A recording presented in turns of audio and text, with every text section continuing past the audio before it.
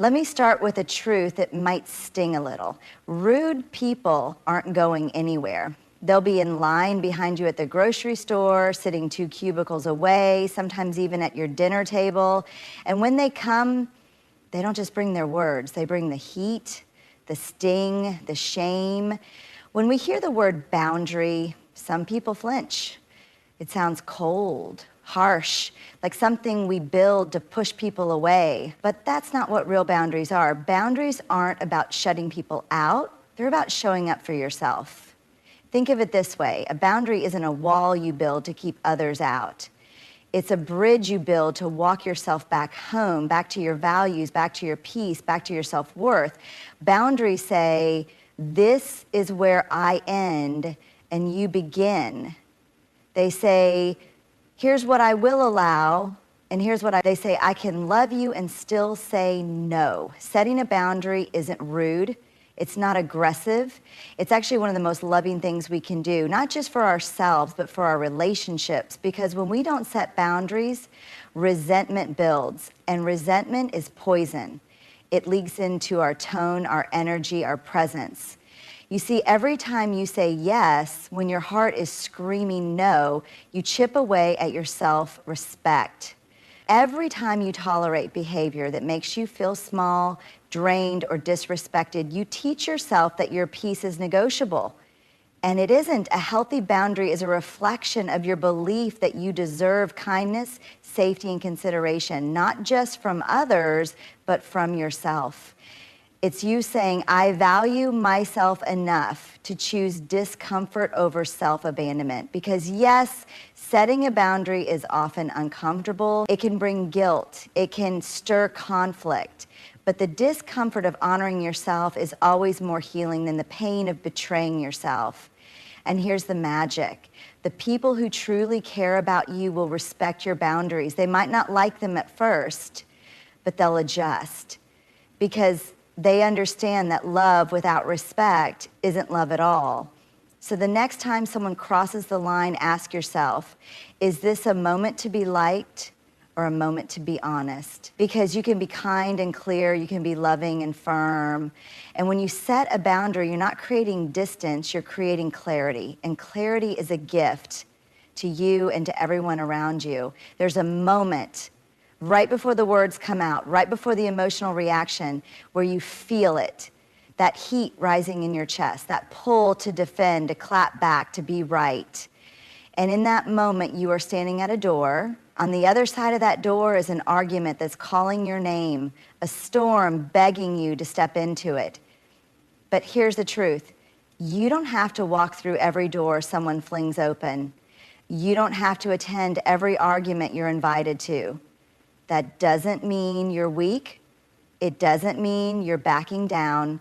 It means you're choosing peace over ego, clarity over chaos, and power over performance. Because here's what we know. Not every fight is yours to fight. Not every jab deserves a counterpunch. Not every insult needs a comeback. You don't owe everyone your energy, especially not the kind of energy that costs you your calm, your dignity, your day. Sometimes silence is not surrender, it's strategy. Sometimes walking away is not weakness, it's wisdom. People will project their pain onto you. They'll bait you with disrespect. They'll misunderstand you on purpose just to get a rise. And you'll feel that urge. If I don't say something, they'll think they've won. But what if it's not about winning? What if it's about not losing yourself? You are not here to be pulled into every emotional tug of war. You're not here to explain your worth to people committed to misunderstanding you. You're not here to bleed your energy for the sake of someone else's drama. You are allowed to say nothing. You are allowed to pause. You are allowed to protect your peace like it's sacred, because it is. And let's be honest, the loudest voices are often the most wounded. The people who come at you with venom are often hurting in ways they don't know how to name. That doesn't excuse their behavior, but it helps you not to carry it. So the next time someone throws shade, pushes your buttons, or tries to drag you into a storm that doesn't belong to you, Pause, take a breath, ask yourself, what's the cost of responding? Is this worth my peace? What would it look like to simply not, and then walk away with your dignity intact? Because walking away doesn't mean you lost. It means you chose to win in a different way, a quieter way, a braver way, a way that doesn't leave you drained and bitter, but grounded and proud.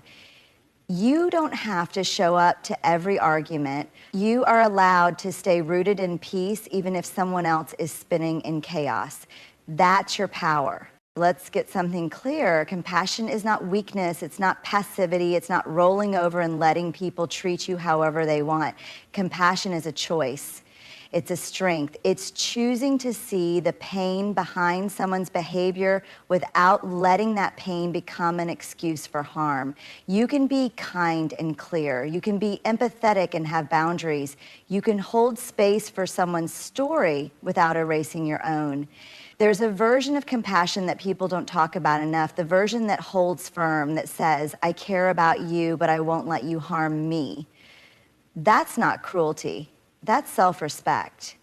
You see, when we're wired for empathy, when our hearts are tender and open, it can feel wrong to walk away from someone who is suffering. We think, they're going through something. Maybe they didn't mean it. If I just love them harder, maybe they'll stop. But love isn't a strategy to fix someone. Compassion doesn't mean you abandon your own emotional safety. And being a good person doesn't mean being someone's emotional punching bag. You can hold compassion for why someone is struggling and still choose not to let their struggle become your suffering. You can wish someone healing and still close the door behind them. You can understand someone's trauma and still say that behavior is not okay with me. Because here's the deal, compassion without boundaries leads to burnout, to resentment, to self-betrayal. And no matter how gentle your heart is, it doesn't deserve to be trampled on. If someone is consistently rude, cruel, manipulative, or hurtful, your compassion doesn't require you to stay close to them. You can love people from afar. You can forgive someone and never speak to them again. You can have empathy and still say, that was not acceptable and I will not continue to make space for it. That's real compassion, the kind that includes you in the equation. Because you are a human being too. You are allowed to matter in your own story. And protecting your peace isn't selfish, it's sacred. So don't confuse being compassionate with being complicit. Don't confuse grace with self-abandonment. Don't confuse being loving with being endlessly available to harm. Compassion is powerful. It's how we stay soft in a world that can be so hard. But the most powerful compassion, the kind that loves without losing itself. The kind that draws a line not to punish but to protect. The kind that says, I see your pain, but I will not allow it to become my burden. That's the compassion that heals without enabling. That's the compassion that honors your humanity and theirs. And that's the kind of compassion that changes lives, starting with your own. Let's be honest. When someone is rude to us, when they cut us down, ignore us, talk over us, or try to embarrass us, it's almost instinctive to turn inward and wonder, what did I do wrong? Did I deserve that? Why are they treating me like this? We go searching for the fault line in ourselves when the earthquake started somewhere else entirely. But here's what we need to remember over and over again. How someone behaves toward you is a reflection of who they are, not a mirror of your worth. People act from their internal world, not your external one. Their reactions, their outbursts, their coldness or cruelty, those are data points about them, not definitions of you. If someone speaks to you with disrespect, it doesn't mean you're unworthy of kindness. If someone ignores your presence, it doesn't mean you don't matter. If someone lashes out at you, it doesn't mean you're the problem. It might mean they don't have the tools to communicate with grace. It might mean they are living in pain and haven't learned how to hold it without spilling it. It might mean they are threatened by your strength, your calm, your light, and they don't know what to do with that. And let's get this straight, it's not your job to carry the consequences of someone else's unhealed pain. Yes, self-reflection is healthy. Yes, we should be accountable for our impact. But there's a difference between taking responsibility and taking blame that doesn't belong to you. And so many of us were conditioned to take on the weight of other people's bad moods, sharp tongues, or emotional immaturity, especially if we were raised around it. But you are not responsible for the wound someone refuses to face. You are not responsible for managing someone's reaction to your truth. You are not responsible for tiptoeing around people who throw emotional grenades and call it just being honest. Sometimes people will treat you poorly because they're in pain. Sometimes because they lack emotional regulation. Sometimes because they feel powerless and grasp for control wherever they can get it. And yes, it's okay to understand that. But don't let understanding turn into tolerance. Don't let empathy become an invitation to internalize their dysfunction. The next time someone's behavior leaves you feeling small or shaken, pause and ask yourself, is this really about me? What does this behavior actually say about their emotional world? What do I know to be true about myself, even if they can't see it? Their cruelty doesn't cancel your kindness. Their immaturity doesn't erase your wisdom. Their coldness doesn't define your worth. Let their behavior be their story, not your identity. You get to decide who you are no matter how someone else acts. So stand tall in that truth. Other people's behavior says everything about their character and nothing about your value. Let it reflect back on them, not soak into you. That's how you protect your peace.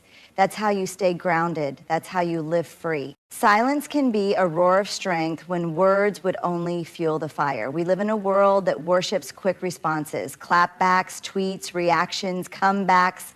It's almost expected that when someone disrespects you, you have to say something. That if you don't speak up in that moment, you've somehow lost the battle. But here's what they don't tell you. Sometimes silence is the most courageous, grounded, powerful thing you can offer, not to the other person, but to yourself. Because silence isn't always submission. Silence isn't always weakness. Silence, when chosen with intention, can be a boundary, a shield, a reclaiming of your energy. Think about it. There are moments when words won't land anyway. When someone's not listening to understand, they're listening to attack. When their mind is already made up, when their anger isn't seeking resolution, just domination. When their ego is louder than their integrity. And in those moments, you get to ask yourself, is saying more going to bring me peace or just prolong the storm? Sometimes silence is not about withholding, it's about preserving. Preserving your dignity, preserving your energy, preserving your truth. Because truth doesn't always need to shout to be real. Have you ever walked away from an argument and thought, why did I even go there? That feeling in your guts, that heavy, exhausted weight, that's your soul telling you, we gave too much. We lowered ourselves to meet chaos. We traded peace for the illusion of control.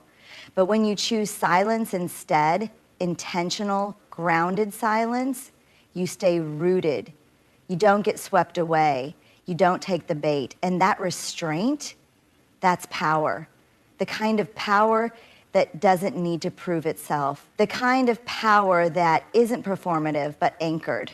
The kind that says, I know who I am. I don't need to argue with you about it. And it's not just silence with others, it's the silence you keep with yourself. The pause before sending that message, the deep breath before reacting, the space between being triggered and choosing how to respond. That silence is sacred. It's where your wisdom lives. It's where clarity gets to speak before your ego does. And here's the thing, silence doesn't mean you don't feel anger or pain or hurt. It doesn't mean you're avoiding confrontation out of fear. It means you're choosing your battles with intention. It means you're refusing to let someone else's chaos become your operating system. It means you're saving your voice for places where it will matter. So the next time someone tries to ignite a fire in you with their disrespect or their drama, remember, you don't owe them your words. You owe yourself your peace. Let your silence speak volumes. Let it say, I see what this is. I'm not going there. Let it say, I won't give energy to what doesn't deserve it. Let it say, I choose stillness over spiraling. One of the most empowering realizations we can have in our relationships is that we are not just recipients of how others treat us, we are active participants in the dynamics we allow. We teach people how to treat us by what we tolerate, by the energy we give, by the boundaries we set or fail to set, and by the way we respond to both respect and disrespect. It can be uncomfortable to acknowledge this because it places responsibility in our hands. It means that every time someone disrespects us, there's a part of us that allowed it to happen, intentionally or unintentionally. But it's not about blame, it's about empowerment. Because the truth is, you get to be the teacher of how people treat you. Every moment, every interaction is a lesson in how others can show up for you and how you show up for yourself. You might think, but I didn't ask for this. Why should I have to teach people how to treat me? And you're right, it's not fair that you have to take on this role. But the reality is, when we don't teach people how to treat us, they often default to treating us the way they feel comfortable or the way they're used to being treated, whether that's kind, indifferent, or hurtful. And that can leave us feeling unheard, unseen, or disrespected.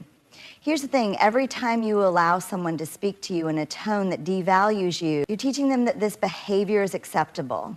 Every time you overextend yourself and sacrifice your well-being for someone who doesn't appreciate it, you're teaching them that you don't have limits. Every time you tolerate being ignored or disregarded, you're reinforcing that you're okay with being sidelined. Now, it's important to note that this doesn't mean we have to be perfect in how we teach others to treat us. It doesn't mean we can always predict how people will respond to us or that we can control their behavior. What it does mean is that we have the power to create a standard for how we are treated. And that standard begins with how we treat ourselves. If you want people to treat you with respect, respect yourself first. If you want people to honor your time, honor your own time. If you want people to listen to you, listen to yourself. If you want to be valued, value yourself. The key here is consistency. If you show up for yourself, set boundaries, and insist on kindness, people around you will start to notice. They might not get it right away, but they will get it. And the more you reinforce your boundaries and values, the more clearly people will understand that they cannot walk all over you without consequence. But let's be real, this isn't always easy. It's uncomfortable to stand up for yourself, especially when the people around you might not be used to seeing you assert yourself. It's tough when someone tries to make you feel guilty for setting a boundary or when they try to push past your limits. But every time you choose to prioritize your own well-being over their comfort, you are teaching them a valuable lesson. I deserve respect and I will not tolerate less than that. We are always teaching others how to treat us, whether we're conscious of it or not. Every action, every word, every choice is a lesson. When you say yes to something you don't want to do, you're teaching people that your needs don't matter. When you shrink yourself to make someone else feel more comfortable, you're teaching them that your voice doesn't deserve to be heard. When you give without receiving in return, you're teaching them that your love, your time, and your energy are unlimited. But here's the flip side. When you say no, you teach people that your time and energy are precious. When you speak up, you teach people that your voice is worthy of being heard. When you stand firm in your values, you teach people that you will not settle for less than you deserve. So, yes, you teach people how to treat you. And while that's a responsibility, it's also an incredible opportunity. You have the chance every single day to show the world how you want to be treated and to teach others to treat you accordingly. This means that you get to decide the standards. You get to decide what behavior you will accept and what you will not. You get to decide who has access to you and who does not. And the more you teach others to respect you, the more you create a life filled with meaningful relationships based on mutual respect, kindness, and understanding. It's a process, and it can take time. You might have to unlearn old patterns or confront your own fears of rejection. But every time you hold your ground, every time you say no when you mean it, every time you prioritize your own well-being, you reinforce the lesson that you are worthy of respect, care, and love. So, Take a moment to reflect on your relationship. Are you teaching people how to treat you with the respect you deserve? Are there places where you've allowed behavior that doesn't align with your values? What lessons are you reinforcing every day with the choices you make? The beauty of it is the lessons don't end. Every moment, every interaction is another chance to reteach and reaffirm who you are and what you deserve. And the more you practice this, the more your relationships will align with your highest standard. You are not just a passive recipient of how people treat you, you are the teacher. And every moment is an opportunity to reinforce the truth that you are worthy of kindness, respect, and love. Would you like this section formatted as part of a full article, a printable guide, or any other specific format for sharing or reflecting? As we navigate the complexities of human relationships, we must remember that our inner strength is rooted in the choices we make, not just the actions of others. The way we show up in the world, the boundaries we set, the kindness we offer, and the silence we choose, these are the tools that shape our interactions and teach others how to treat us. Each of us has the power to set the tone in our relationships. We teach others how to treat us, not just with our words, but with our actions. Whether it's through the strength of silence in the face of conflict, the clarity of boundaries, or the unwavering respect we give to ourselves, we show the world what is acceptable and what isn't. Compassion doesn't mean tolerating abuse. Silence isn't surrender, it's power. And the next time someone's behavior doesn't align with your values, remember, it says more about them than it does about you. In every moment, you are teaching others how to treat you, and your own self-respect will always be the most powerful lesson you can give. You don't have to engage in every argument. You don't have to let anyone define your worth. When you stand in your truth, honor your peace, and teach others how to treat you, you walk the path of authenticity and self-respect. So remember, your voice matters. Your boundaries are sacred, and you have the strength to choose your peace over conflict. Keep teaching the world how to treat you by showing up with the full weight of your worth, and watch how your relationships shift toward the kindness, respect, and love you deserve.